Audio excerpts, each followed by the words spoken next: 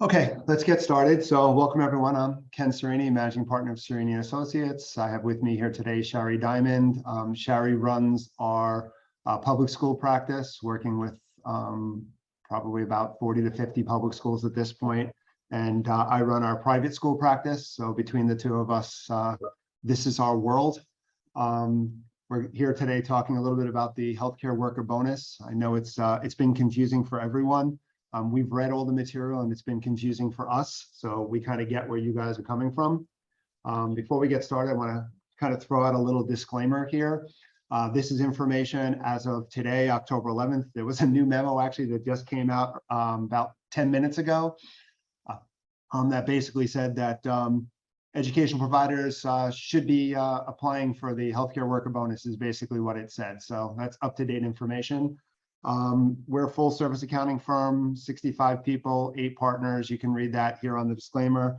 I just want to kind of stress that there's a lot of information here that is not solidified in terms of regulation. There's a lot of frequently asked questions that need interpretation. So a lot of the views that we're going to give you here today are our views. And we'll kind of tell you how we got to the point that we're getting at.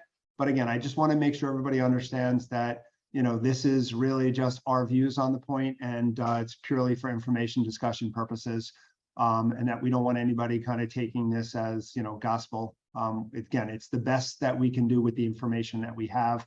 And there are a lot of holes in the information. I mean, you got to remember that, you know, when these regulations first came out in August, there was a seminar that was done at the end of August. It was supposed to be 2 days of seminars. There was a malfunction in the seminar that the Department of Health did.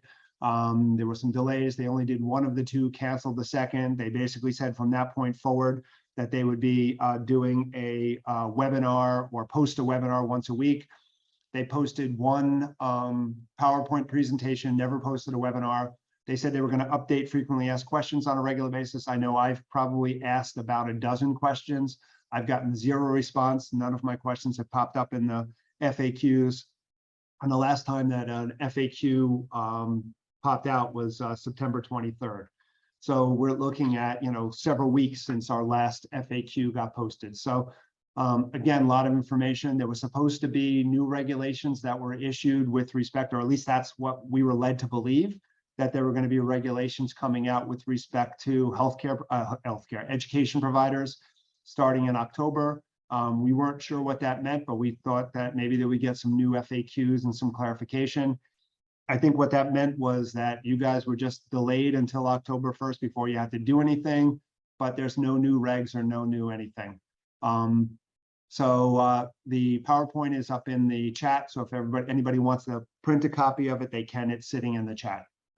So I'll give you a quick 2-second background, but we did a presentation on August 18th. Here on the slide, you can see a link. You can watch that presentation. I don't want to really rehash what we already talked about on August 18th. I really would prefer to kind of focus a little more on your questions, which you can put through the Q&A or through the chat. We'll try to get to as many as we can. And also provide some clarification through some of the frequently asked questions that I think are going to be the more important ones that we're hearing from our education providers. So this was a $1.2 billion funding that was put through the New York State budget, and it was set aside for the healthcare worker bonus. It's located within Part ZZ of Chapter 56 of the laws of 2022. It was really meant to be a bonus to recruit, retain, and reward healthcare workers meeting certain eligibility requirements, which we'll talk about. Bonus can be up to $3,000 per eligible employee. We'll talk about how that bonus gets calculated based on hours worked. So we'll get to that in a couple slides. As I mentioned, we did a PowerPoint presentation and webinar on August 18th. I do recommend that if you haven't seen it already and you want to get more of a history and background in terms of this regulation, that you watch it. And there has been some clarification since that. There have been 2 or 3 rounds of frequently asked questions that have been released since then. But again, I don't think there's anything that's been earth-shattering. And again, this is open for qualified employers, so you must be a qualified employer in order to obtain the bonus for your qualified employees. Anybody who fits into one of the categories that was listed in the October 26th memo that came out from Phyllis Morris from the State Education Department does qualify. So again, if you look here, it says school districts, charter schools, non-public schools, approved preschool programs for students with disabilities, which will be your 853s, 4410s and such, BOCES and private institutions of higher education. So those are automatically included within this process. So if you fit any of those categories, you are an agency that is entitled to receive the healthcare worker bonus. There's no discussion within the August 26th letter that talks about Medicaid billing. I know that, you know, this whole thing, when it first came out, there was a whole discussion about having to be 20% Medicaid and all those things. In that August 26th letter, there is no discussion whatsoever with respect to needing to bill Medicaid. The letter basically just says if you fit into any one of these categories in terms of educational providers, you qualify. So we're assuming that means that you don't have to have any significant level of Medicaid billing, you automatically qualify.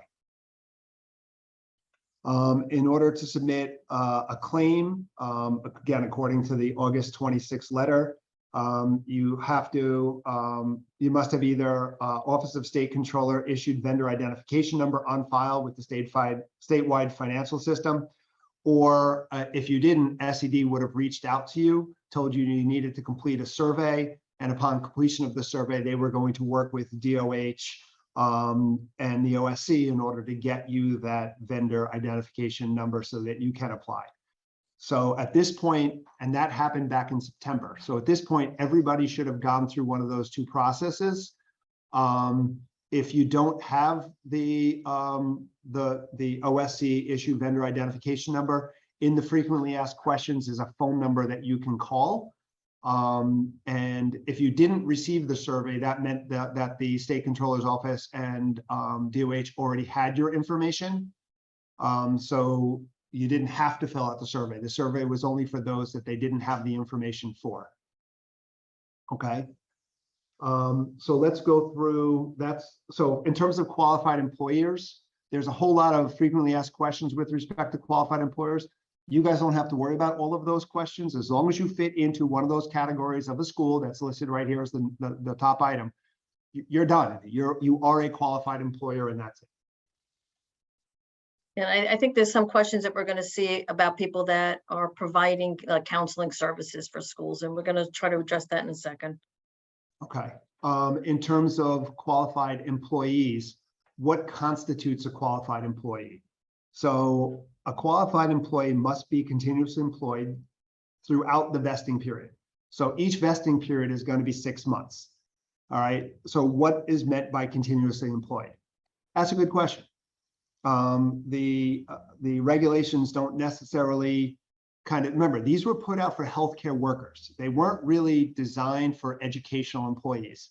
So some schools like 4410s and 853s might have summer programs, but school districts don't have summer programs. So what happens over the summer? Is that continuously employed if you have an employee who works 10 months?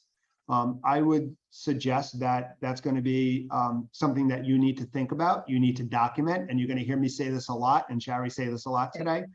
Document, document, document, document, document. If you're taking a position, document the position that you're taking, because all of these are subject to an OMIG audit.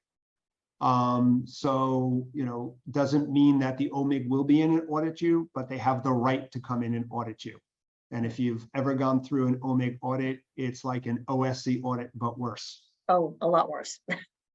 So all I'm saying is just document. So here, the way we're looking at this is, if, you know, in order to be a continuously employed, I think if you have 10-month employees who finish the school year in June and are back in September, I would argue that they are continuously employed.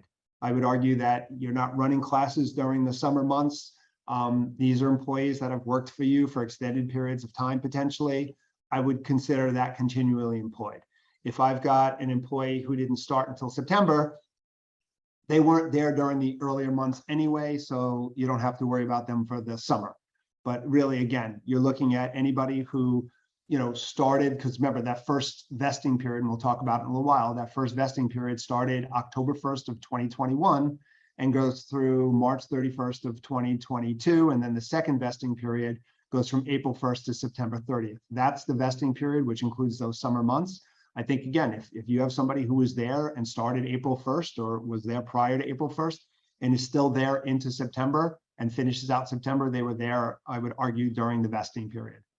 And if they left, yeah, we'll get to that, but go yeah. ahead, sorry. Right, no, that's one of the questions that's coming in. Somebody who resigned 7/15/2022, but they worked 9/1/20 through 6/30/2022. They would not be eligible, and we'll talk about that, and there's a whole slide on that. But really think of it in terms of if somebody resigned on their own accord prior to the date that you're required or do distribute the money, they're not entitled to it. If someone is terminated by you and they were there for the entire vesting period, but you terminated them, then at this point, under the regulations, there's nothing that suggests that they're not entitled to it, so you'd have to give it to them. So again, in order to be an eligible employee, they must be continuously employed. They must have an eligible worker title, and we'll spend some time talking about that. And they can't have an annualized base salary, and a base salary excludes bonuses and overtime in excess of $125,000. And there are a couple frequently asked questions that delve into this too. When they talk about $125,000, they look at each vesting period. So if I've got an employee that made over $62,500 in one vesting period, but let's say in the second vesting period, they only made $60,000, that's under $125,000, they'd be entitled to bonuses in both vesting periods. And if I have a situation where an employee made $66,000 in one vesting period, let's say, and 60 in the second vesting period, which is over 125,000, that period where they only made 60, which is under that 62,500, they'd be entitled to the bonus for that vesting period. So you have to look at it not just at 125 in total, but you have to look at each vesting period, and it has to meet the 125 in total plus more than 62.5 in any vesting period. Right, so I think that answers one of the questions that just popped up too in the chat, like not working the summer, would that affect their weekly average hours for that vesting period? I guess if there's an ebb and flow, you have to look at it just on that vesting period alone and what their hours are, what they're paid. So you'd have to consider from an hours perspective when the person's asking, does that affect the hours they worked? I think what you need to do is in terms of averaging out, because everything is based on average number of hours worked, I would strip out the weeks for the summer and I would strip out the hours for the summer and calculate it based upon the 4 months they're working, as opposed to including the summer months, because you'd back out the hours and the time anyway, or add in hours. So either way, you're going to get to the same spot. But I would look at it as what are the average hours the people are supposed to work. Most of your employees, especially for districts and stuff, are not hourly employees. Most of them are salaried. So if someone's scheduled to work 35 hours a week, then that's what they work, 35 hours a week. And that's what I would use. Every employee, in order to be eligible, must complete an employee attestation. If you click on when you get a copy of the PowerPoint, if you click on that green, it'll bring you to the attestation form. You're not required to submit those attestation forms, the employee attestation forms, with your biannual submission, but you must retain them. And you have to, if you've asked an employee to fill it out and they refuse, or if you tried to get in touch with an employee and they didn't complete it, you want to document your procedures on how you went about to try to get the information back and what the employee's response was in terms of their refusal to sign it. Right. So you do have to keep that on file in case anybody asks, because there is penalties for not doing this right. Right. So definitely documentation, again, as Ken mentioned before, as auditors, that is key. So do you have to get the attestation? This is another question for each period, for each vesting period. So for the first 2 vesting periods, you can get one attestation for both vesting periods, but on a go-forward basis, you're going to need a separate attestation form for each period. Right. And there are 5 vesting periods in total, and we'll talk about them in a few minutes.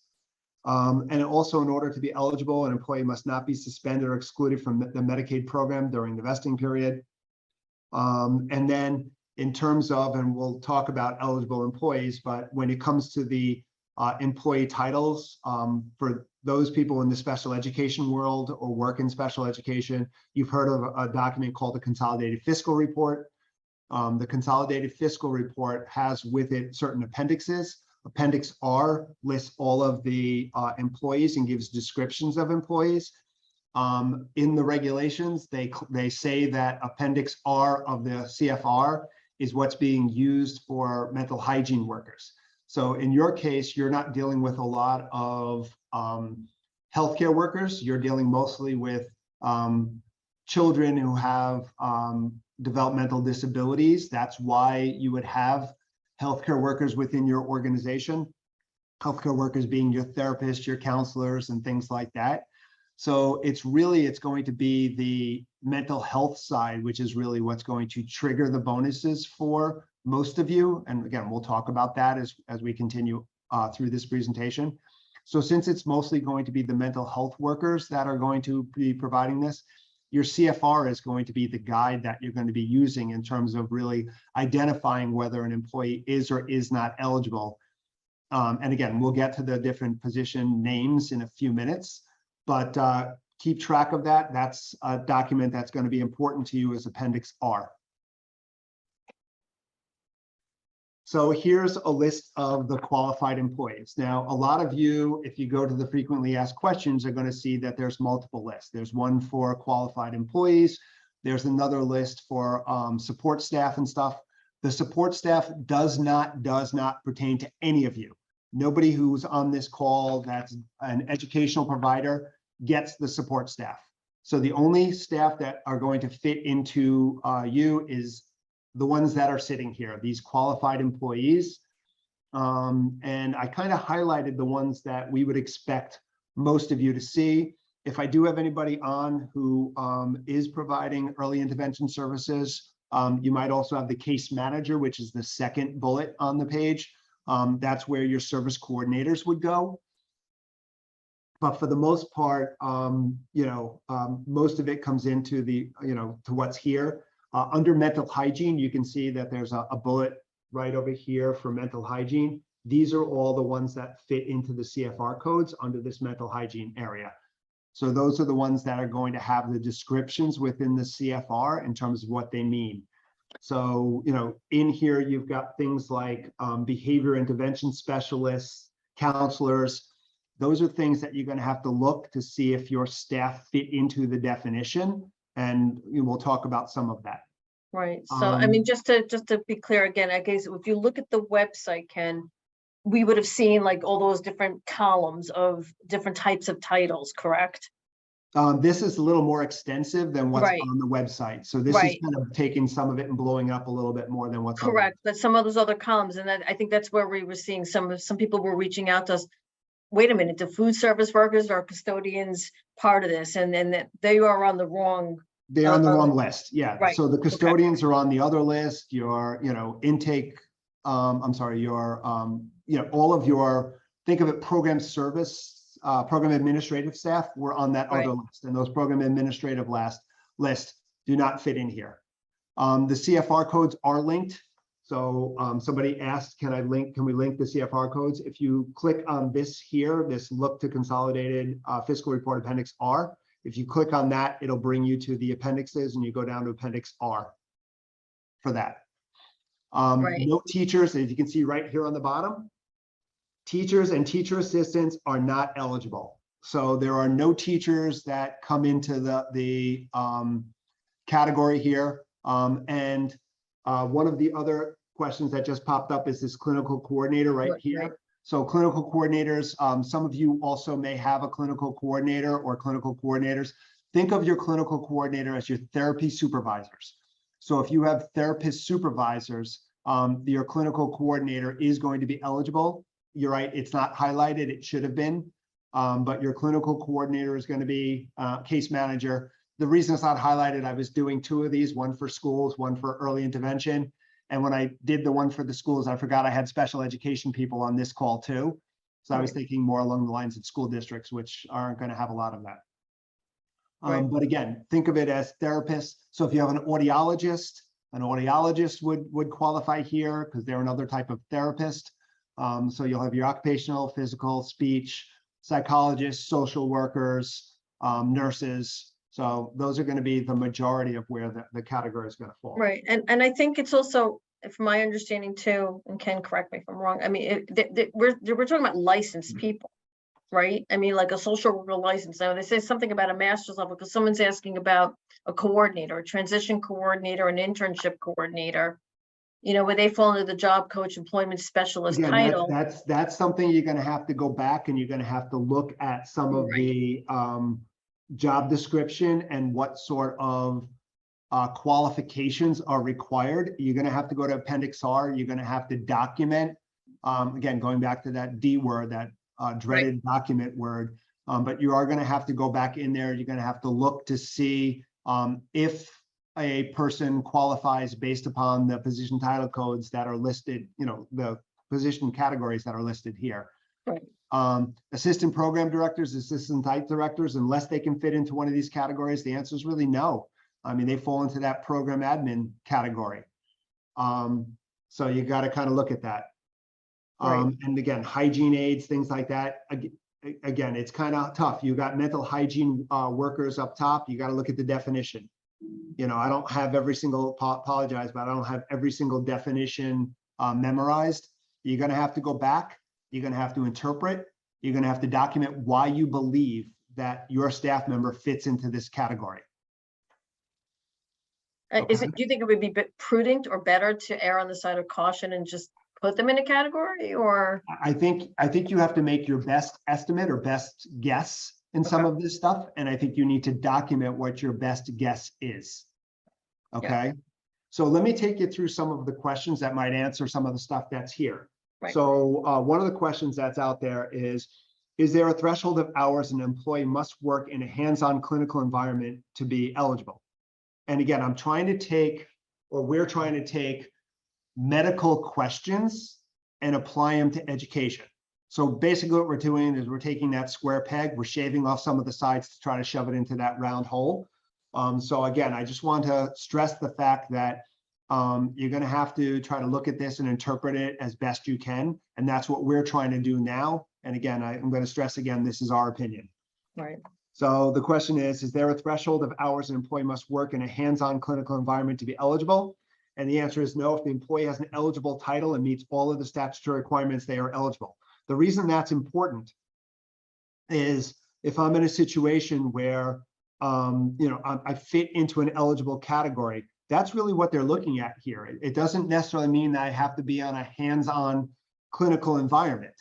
Okay, so it doesn't mean, so if you believe that a guidance counselor, let's say, is an allowable employee under the regulations here because, you know, they meet certain criteria, maybe they have a social worker license or something like that, you know, that I guess that is kind of hands-on. But again, you have to kind of look at this, and it goes back to that eligible title. And that kind of goes hand in hand here with the next question, our management and supervisors. And I know somebody asked a question about, does a supervisor or clinical coordinator have to be on site all the time? The answer is, I don't believe the answer is yes. I mean, I believe that they can function remotely, because one of the things that is part of the question is, can I be providing services on a remote basis? The answer is yes. A clinical coordinator or supervisor is working directly with your clinicians, and you know, there again is a situation where, you know, going back to this hands-on clinical environment, they're not necessarily providing services directly to your students, but they're overseeing the work that's being performed by the clinicians and the therapists to the students. So this second question, are management supervisors such as nursing, tech supervisors, dietary supervisors that otherwise meet all eligible criteria eligible for bonuses? And you know, they have here management supervisors that also work under an eligible title and otherwise meet all criteria for eligibility may be eligible for the bonus. Management supervisory responsibilities alone do not disqualify. So I could be functioning in a management supervisory capacity and still get a bonus. The alarming word, or not alarming, but the word that's kind of confusing there is that word also. Yep. So does that mean that I have to do some level of direct services in addition to the management services? But again, it says management supervisors that also work under an eligible title. So clinical coordinator, that's an eligible title. So those are management supervisors who do nothing but supervise. That's fine because it's an eligible title. But, you know, maybe again, depending on how you define, you know, some of your other categories. I know somebody asked about a director before, assistant program or site director. Well, it depends. What else are they doing? Do they fit into one of these other eligible categories or not? So you're going to have to go back to your Appendix R and take a look to see if you can kind of get them to fit in here. And by the way, I want to stress the fact that we may not have all the answers for you. I don't know that the reason we don't have all the answers is I don't think DOH has all the answers. All we can do is work with what we have. Right. And I guess it goes back to what the other question about erring on the side of caution is the bite. Is it better just to include somebody and providing you document your rationale for why you included that person for the bonus rather than missing somebody or not including them, and the bite or the fine is the fine is going to be the same either way. So here's the situation.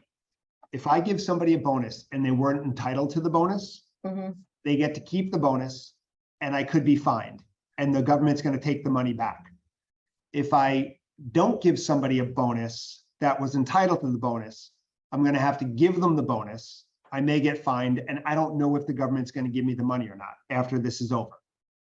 So when you say which is better, in either case, I may be, you know, stuck one way or the other. I don't know. If it's me, I think I would tend to try to be a little more conservative. If I'm not 100% sure, or if I'm not reasonably sure, then I may document why I don't believe they're entitled to the bonus and not give them the bonus, then try to kind of force a bonus in there. Right. I think that's kind of the approach I would take. Okay, thank you. Yeah, I think that's good. But Another again, question. documentation. Sorry, what? No, I just said documentation. You have to document your rationale either way. Another question that's out there as part of your frequently asked questions.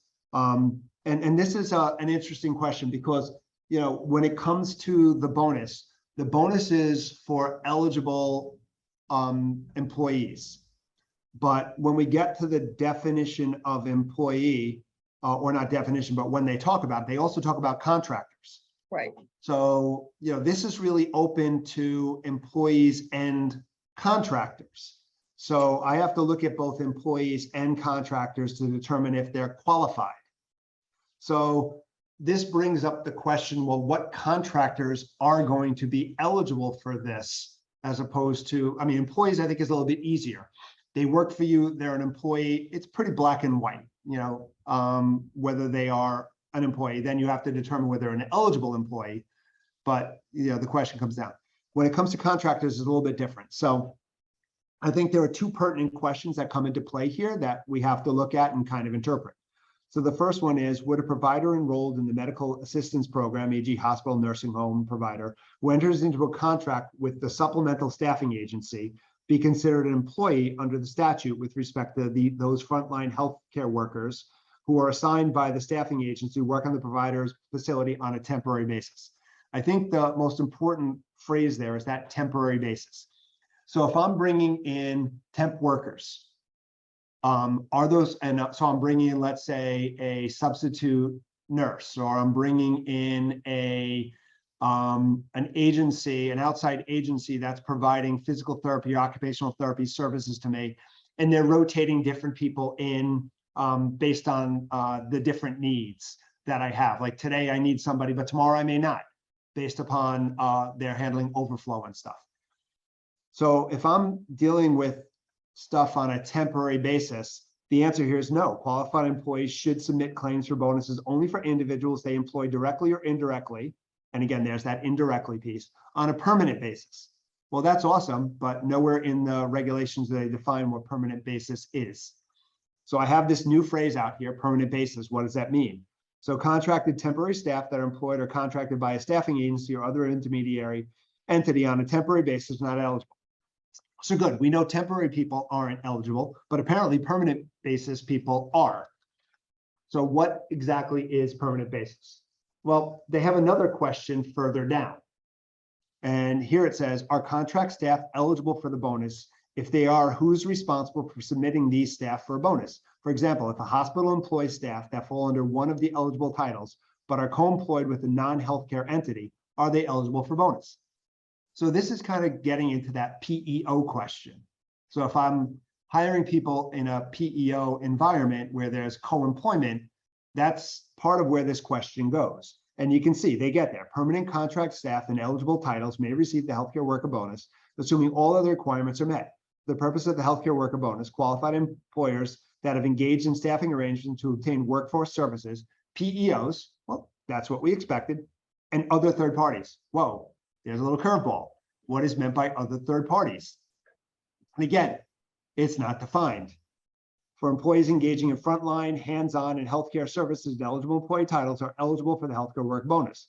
The qualified employer, which would be in your case, you guys are the qualified employer, not the contracted agency. The contracted agency is the agency you're getting your staff from, must submit bonus claims for staff that perform work for the qualified employee under such arrangements and that otherwise meet the eligibility required to be an eligible employee. So you guys are responsible if you have permanent staff provided by other third parties, which we don't know what permanent staff are and we don't know what other third parties are, but you're responsible for. So how do we interpret this? So again, I think it comes back to communication. You need to communicate with the agencies that are placing the staff with you to make sure that if you interpret it one way and they interpret it another way, that you can kind of come to a meeting of the minds in terms of the interpretation of how this works, so that you're not going for the bonus twice, once that you're doing it and once the contracted agency is doing it. I think it comes down to, again, if I've got intermittent services, that's temporary. I think if I'm working directly with a provider on a contracted basis, so I hire a physical therapist who's working for me kind of on a full-time basis, but contracted, I think they kind of qualify here. At least that's kind of how I'm reading into this, that they qualify. I think it goes beyond the PEO because they're talking about other third parties. So if I've got someone on a permanent basis that I'm providing services for, who's providing services, I'm sorry, for the district or the 4410 or 853 school or charter school, I think based on this, I would think they qualify and you would document that. I think though, if I've got someone who's, you're hiring someone through a staffing agency or through a placement company like a kids therapy or, one of these other, I think then it really is a little bit more iffy in terms of whether they qualify or they don't qualify. If I have the same person coming all 6 months and they continue to be there on and on, and it's the same person being placed, does that meet the definition of a permanent placement from an other third party? And the answer is a definite maybe. And I think there needs to be a meeting of the minds. I think there needs to be documentation in terms of what your feelings are on this, because it clearly states that you're the agency that is responsible for this. If you contract with an agency and not a specific person, again, I think I just got into that in terms of maybe if it's the same person who's there, maybe you could argue that they do qualify for this. But if they're sending different people on a regular basis, then I don't think that qualifies. I think that goes back to the previous question, which is why I kind of showed these two questions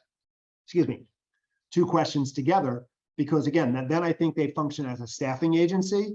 And I think they're not permanent basis. I think you have to look at that permanent basis component of it and determine whether they're there on a permanent basis. And again, that's really the only differentiating factor these two questions give us. So again, I'm not sure that I've got 100% of the answers, but to me, I think that's your differentiating factor. Are they temporary? Are they permanent? If they're temporary, it's a no. If they're permanent, then you really need to think about it and have that open communication and dialogue. Right. So a question came up earlier, like they're an agency that contracts with school districts to provide the speech therapy, physical therapy, occupational, etc. And they are also. Then you're on the other side of this. Yeah, you're on the other side of the equation. Of course, I'm looking at it from the lens of a school district, a public school district, and these happen to also be Medicaid billable services for, that are being done and billed by the school district. Apparently, this contractor signed a reassignment statement so that they could bill Medicaid. That fine. Again, who's responsible? Who's eligible to submit? According to this, it's the qualified employer. Right, which Would is be the one who would be eligible to submit. And that's where it kind so of. the qualified employer in this case would be, I would think, again, if I'm placing individuals within the school district and it's the same person, then to me, it sounds like it's the school district. right. That is the eligible employee. I could tell you, I had a conversation with an attorney. And the conversation I had with an attorney was a hospital situation, hospital A, hospital B. Hospital A was placing staff at hospital B. We went over the same two questions that we just went over now. The attorney agreed with what we just said, that hospital B is the one who should be doing the applying for the bonus. Mhm. And he went back and talked to his client, who was hospital B, and hospital B and hospital A had already communicated, and hospital B was filing for the bonus. So, again, this is an attorney who specializes in healthcare, Right. Who was working with hospitals. I just think, it's different. This is education, but the fact pattern, I think, is the same. Yeah, I think it comes down to permanent or temporary is what you have to look at. Okay. So how much or what are the bonus requirements and what do people get? Bonuses are calculated based upon the average number of hours, weekly hours, an employee works during the vesting period, or in this case, a contractor works during the vesting period. So if they average between 20 to 30 hours per week, their bonus is 500. If they average between 30 and 35, their bonus is 1,000. And if their average is between 35, average is over 35 or over, it's 1,500. Apparently they round because we filed a few of these and we got differences from what our expectation was. So if someone has 34.7, that gets rounded to 35. So, but you'll see that when the bonus checks come in. And just make sure that we state that you don't pay out front. You don't, and we'll get to that in a minute. Yeah. So what's included in those hours? You include all hours worked, including paid time off. So if someone's taking paid time off, you would include the paid time off hours. If someone is on COVID leave, Family Medical Leave Act, all of those hours get included at the typical hours that the employee would work. So if someone's off for 3 weeks for some sort of COVID leave or paid time off, you would put in, and they typically work 35 hours a week, you'd put in those 3 weeks of 35 hours. Overtime hours are excluded from this, so you don't include overtime hours in your calculation. So those do get excluded from the calculation. So you do have to look to see if you have any employees that get paid overtime, and you have to determine if they got paid any overtime during the 6-month vesting period, and you have to back that out. Qualified employees is eligible for bonuses for up to 2 vesting periods for an employer. So if you're in a situation where you're the employer and someone is working for you, you can only give them a bonus for 2 vesting periods, the first 2 vesting periods that they're eligible for it. You can't pick and choose. You can't say, hey, this vesting period, they're going to make less than the next 2 vesting periods, I'm going to give them the next 2. It's the first 2 vesting periods they qualify for are the first 2 that they get.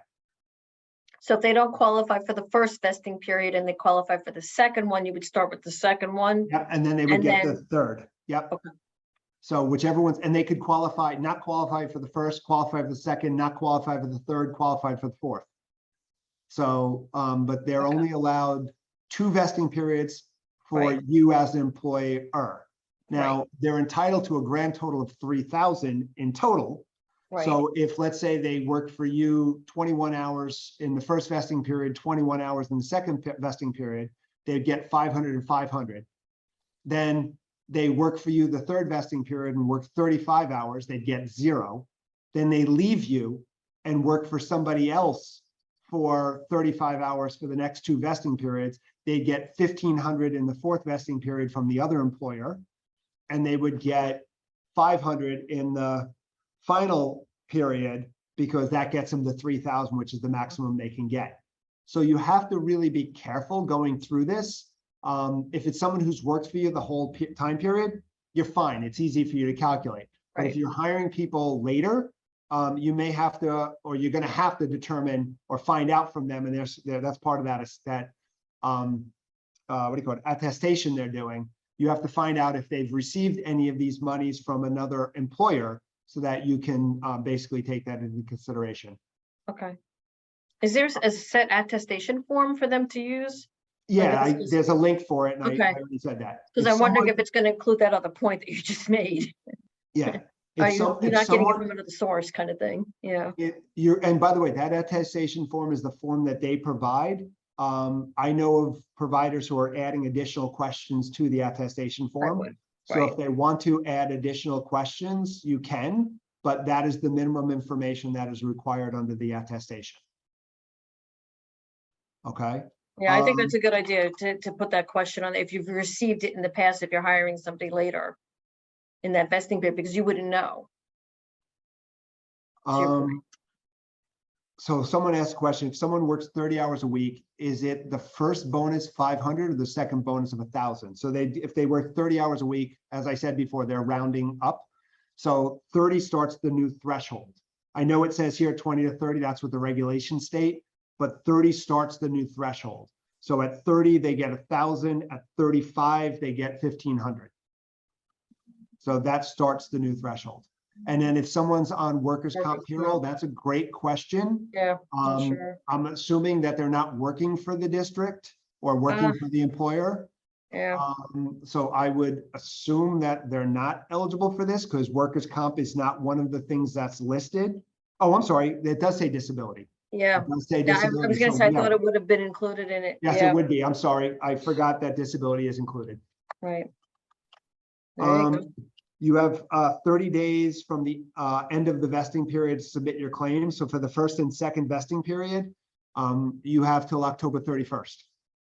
So those two first and second vesting periods, we're in, the clock has already started ticking.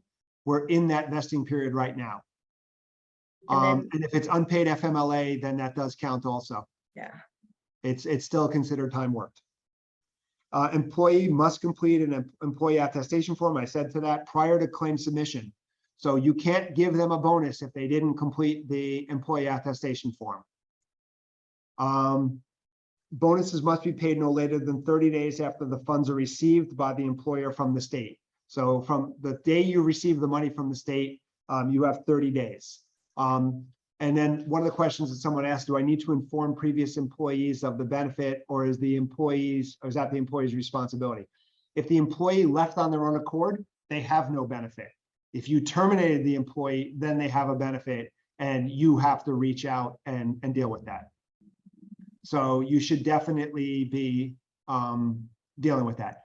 Somebody asked a question about the 29.7 puts them at 500, or is it 1,000? Again, I would have thought 500, and when you submit, and we'll talk about a template that's out there, when you submit the template, you don't submit the amount of the bonus. All you do is submit the information. The bonus is automatically calculated, and they give you a list of the bonus. So when we've seen a couple of these go through already, because some of our clients have already submitted, those 29.7s got rounded to 30, and they got the $1,000 bonus. But in the attestation, when you're asking your employees to sign the attestation, I would not tell them how much bonus they're getting. I would just tell them that they're eligible for a healthcare worker bonus, and that they need to sign the attestation in order to get the bonus. Right. But I would not necessarily tell them up front how much bonus they're going to get. And yes, as I said before, a clinical coordinator is eligible. I see what it says there. It says a clinical coordinator is a special educator, which I'm assuming means a teacher. And if we go back to the slide and the comment that it said in the question, It says, if the employee has an eligible title and meets all of the statutory requirements, they are eligible. So the title is the important thing. So if they're a clinical coordinator, they meet the eligible title, but it says all other statutory requirements. So you have to go back, you have to look at what the definition on Appendix R is for a clinical coordinator. And as long as it doesn't require you to be a clinician, then it meets it. And we could pull it up later if we have time to do that. But we've already eaten up a lot of time, 46 minutes already, so. I know. And there's a lot of questions that talk about like the 2 periods per employee, regardless of the total. So let's kind of go through this. And Yeah, continue, we'll and try to then go through as much as we go can. back and answer some questions. I can stay on later than an hour, so we can stay and answer more questions. But in the interest of those people who are have to get off in an hour, let me kind of get through the rest of these. The bonus payment, one of the this was one of the things Shari mentioned before. I know we had gotten asked by several people, do I pay the bonus first and then do I get reimbursed? So you can see here, if I'm an employer, if I provided a bonus to my eligible employees prior to receipt of payment on the bonus claim, does that satisfy the requirement to pay a bonus under the healthcare worker bonus program? No, an employer must identify eligible employees, submit a claim and receive payment from HWB payment first. Bonuses are required by Part ZZ of Chapter 56 and can only be paid to employees after claims are received. So you are not paying this beforehand. Yeah, I'm just looking at what IAC told Yeah, them. so someone said that the IAC told folks last week that employees could decide when they wanted to apply for it. They thought that would get more in later vesting period. My understanding is once an employee is eligible, they're eligible and you have to put in for them. Now, again, if the employee doesn't complete the attestation form, you're not giving them a bonus, but I don't know if that means they forfeit future bonuses because they didn't complete the attestation form.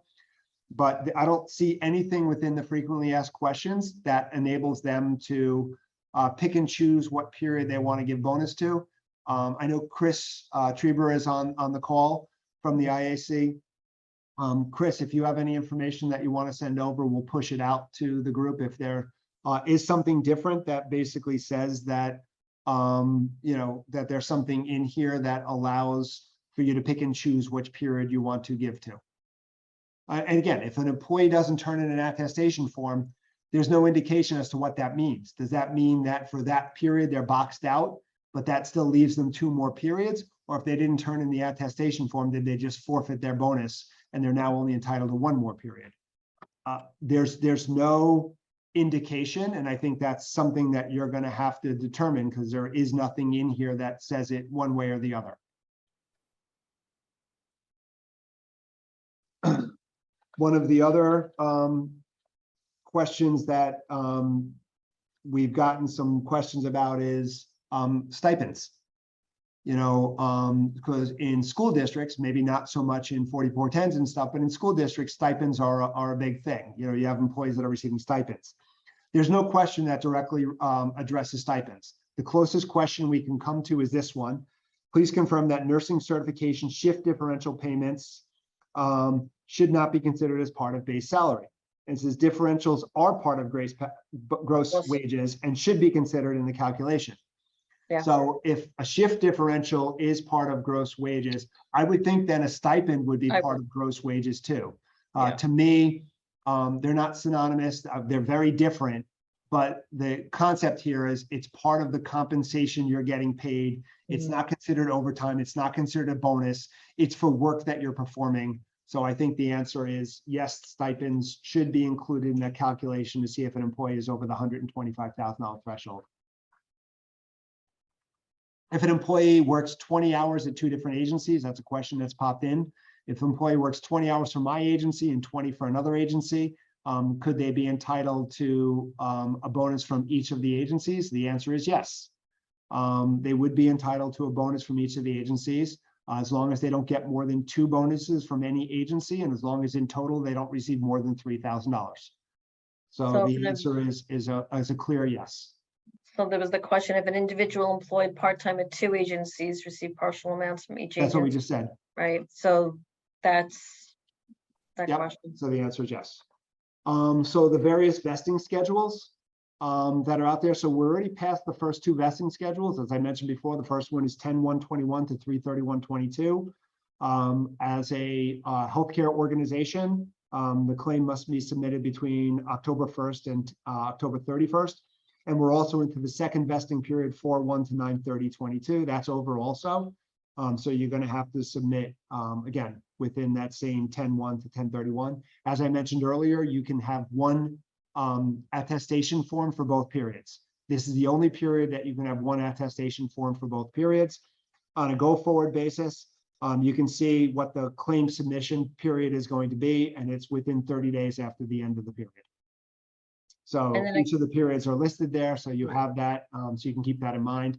And again, you're probably going to have some component of a bonus in each of the 5 periods because you're going to have new employees coming on, people leaving, and everything else. And I believe something just came out about getting that MMS, MMIS, or the whatever those numbers are. SFS, yeah, MMIS or SFS. So I believe that just came out, and that should be up on the portal. Yeah, so if MMIS is for those who are Medicaid billers, and if you're not a Medicaid biller, you need to have the SFS. That's what we talked about when we first started, through the OSC and everything else. But you should be able to get it on the frequently asked questions. If you're having a concern or an issue, or you don't know your number, you can call and you should be able to get information on it. You're going to need that number in order to be able to register, to get into the portal, to enter the information and stuff like that. This is a question that somebody had asked, and we're getting asked about a lot, is if someone leaves, are they eligible for the bonus? And as I said before, and this chart is one of the frequently asked questions, it's pretty clear from the chart. If someone worked during the vesting period and still works for you and continues to work for you through the date that you submit the claim and receive the money, and you have 30 days from that date to pay the money, if they're there that whole time, they're entitled to the bonus.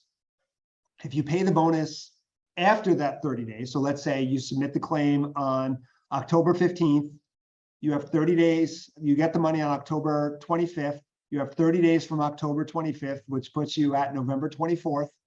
And let's say you don't pay the bonus out until November 30th, and somebody leaves on the 27th after the 24th, they're entitled to it because they were there on the day they were entitled to receive the bonus. If they left on the 23rd and you didn't pay it out until the 27th, they wouldn't be entitled to the bonus because they left before the 30-day period. If you terminate employment and that termination wasn't because somebody was no longer Medicaid eligible, then you have to pay them the bonus if they were there during the entire vesting period. They don't have to continue to work past the vesting period. As long as they were there for the entire vesting period, and you terminated them, they are eligible. There's nothing in here that says if you terminated them for cause or not for cause or anything. It just basically says terminated. There's no definition or no explanation of cause. I know that there was a question We're about. going to get to taxable income in a few minutes, so we'll jump onto that. If you have both an MMIS number and an SFS number, depending on whether that's 2 separate entities or one entity, my understanding is, actually, I'm not 100% sure which takes precedence, whether the SFS number or the MMIS number takes precedence. If they're through 2 separate entities and one has the SFS and one has the MMIS, then you would keep them separate.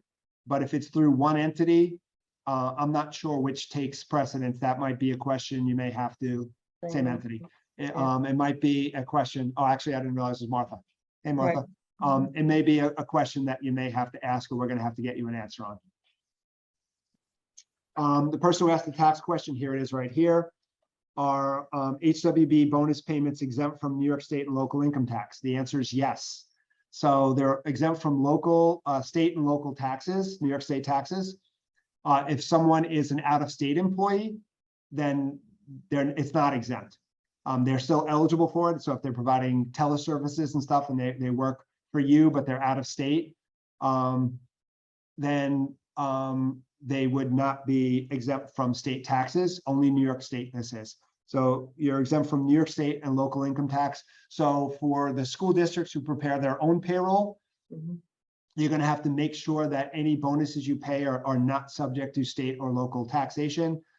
For anybody who uses an outside payroll service, you're going to need to communicate with the outside payroll company and make sure that that outside payroll company does not withhold taxes, because when your employees file their tax return, they're not going to be subject to taxation on this. The question is exempt from employer match. There is no employer match for state taxes. These are state withholding taxes. It is subject to the normal federal taxes, federal withholding, federal, what do you call it? Social Security and Medicare. When you get your bonus, you're also going to get a 7.65% add-on. That 7.65% add-on is to help reimburse you for the employer match. So you will get not only the bonus, but you'll also get the employer match, because this is not exempt from the employer match for Social Security and Medicare, and the state DOH wants to make sure that you are not negatively impacted for the need to pay that.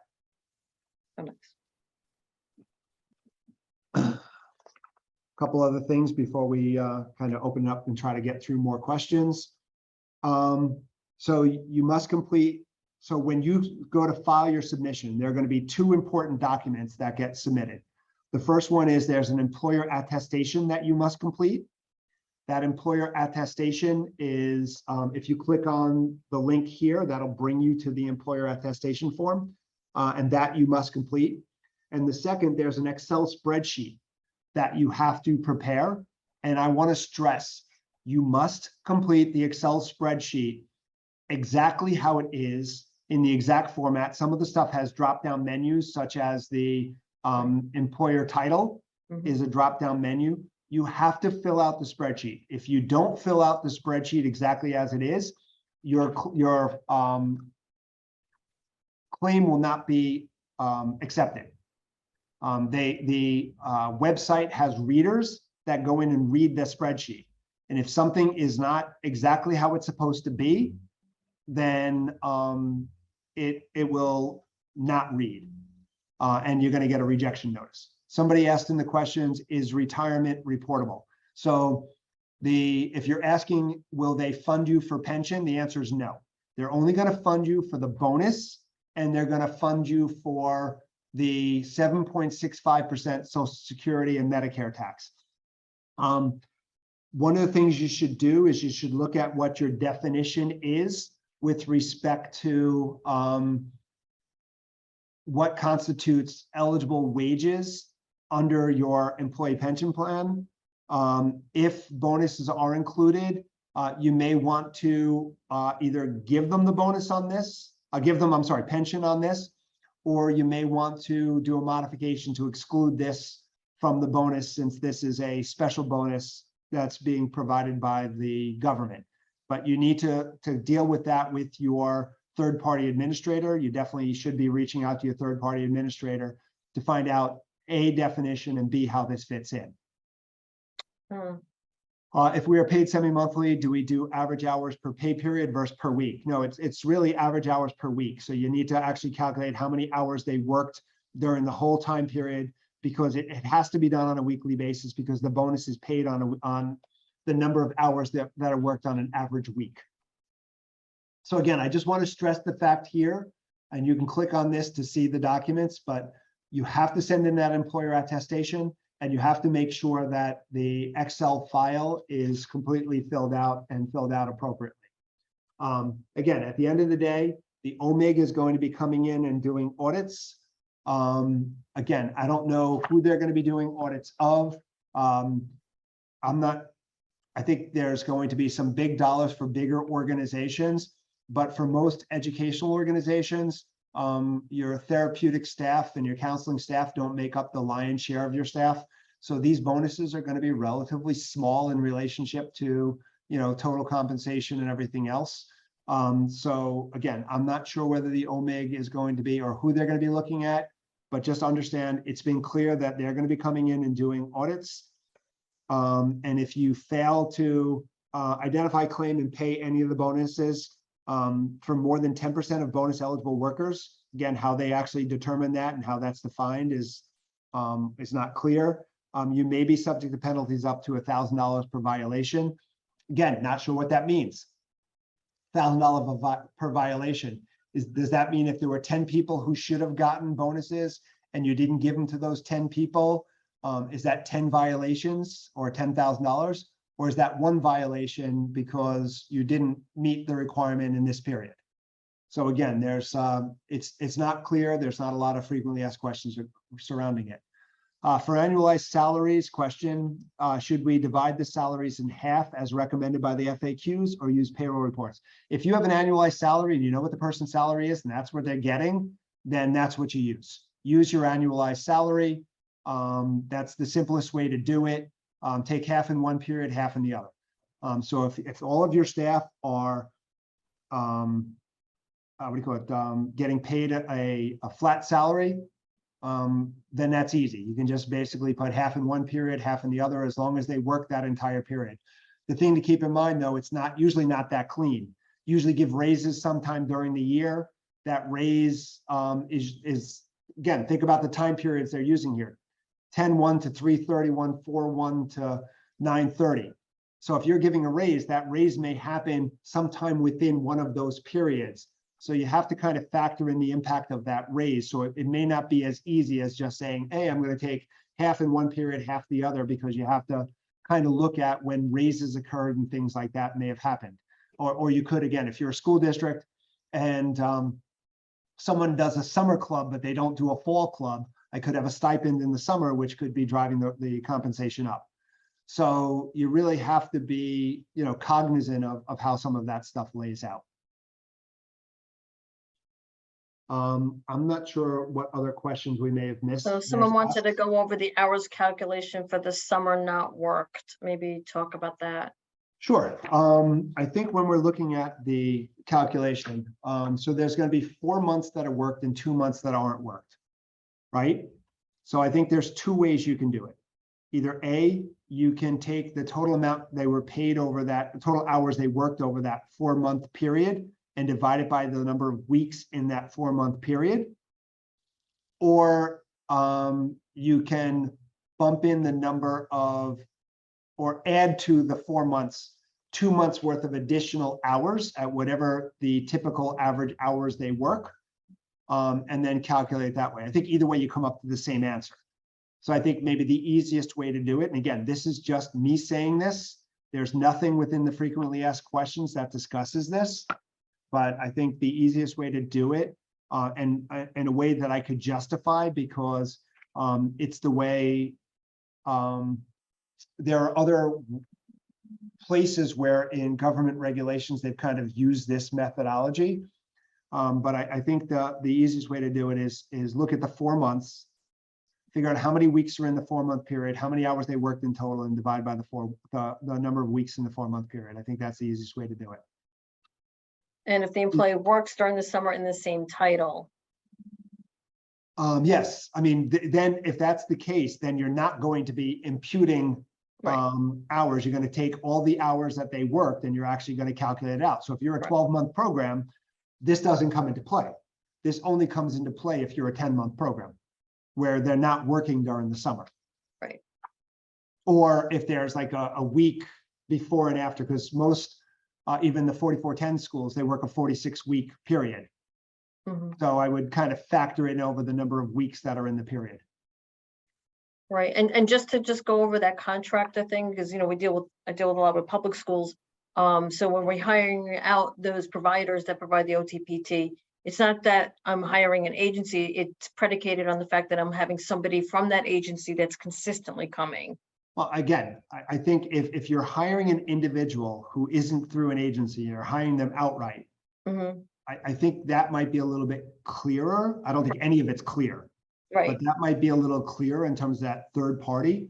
When you're hiring someone through an agency, remember, you have 2 questions now you're dealing with. You're dealing with the one that was through an agency on a temp basis, and you're dealing then with the second question, which is the permanent. So if you're hiring someone through an agency, you may be able to point at that agency question and saying they're a temp employee, they don't work for me, I'm not paying them, and that's it. But if they're regularly placed and I have the same person coming, you may then turn around and say, well, I'm going to really look to that second question. Right. And that second frequently asked question said, if they're permanently placed, then yes, I do provide them with a bonus. We have, I fielded a question from somebody who there was an agency in California that was placing people up in Buffalo. And they got paid by the agency in California, but all of the work and supervision, everything happened in Buffalo. Well, again, where does that fit in? And to me, it sounded like they were permanently placed. You know, it was a agency that was permanently placing someone there.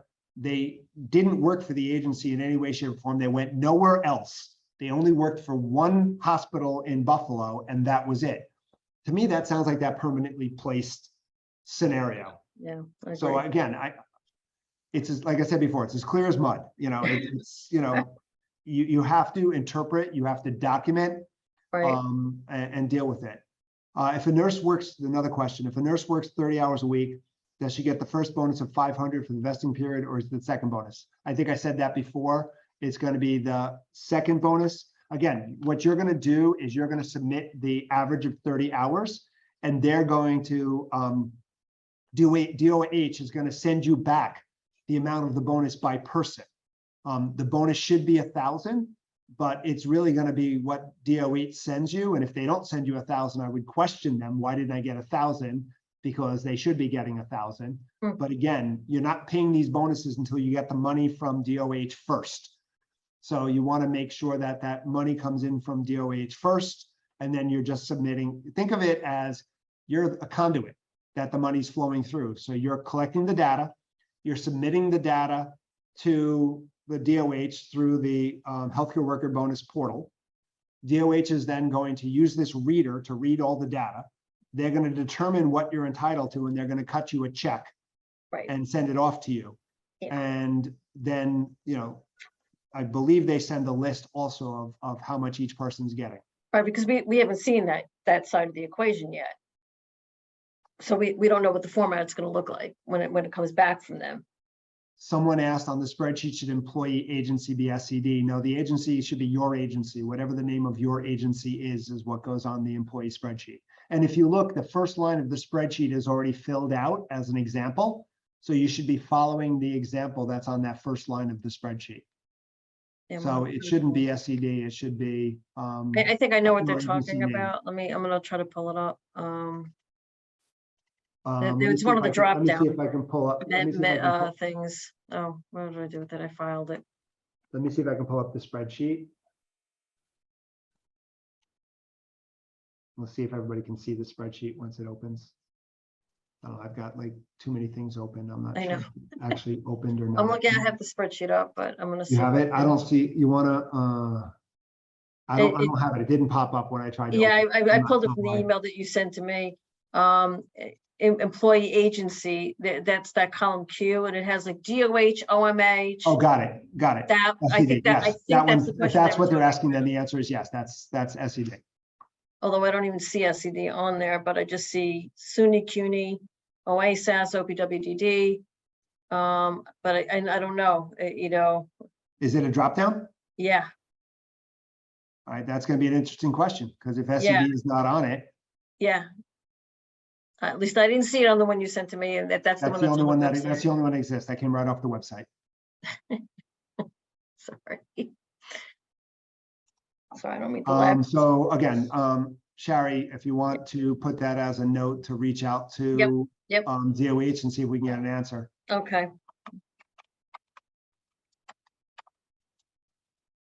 And we'll see if we can get everybody an answer. As soon as we get an answer, we'll share. But again, as I said, we've asked about a dozen questions and we've gotten And you can't no put your answers school today. district in there too. Yeah, the spreadsheet, and it does not have SED, which is Yeah. I confirmed it. Right. Okay.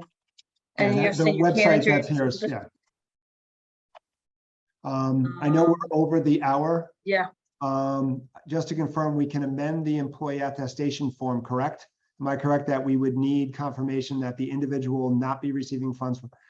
No, it's not that we want confirmation they will not be receiving funds from another agency. I think what we want to ask is, have they received funds from another agency, for how many periods and how much?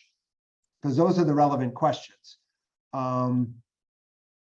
Well, I guess how many periods they receive from another agency isn't important. What's important is how much they receive from another agency. That's the important question.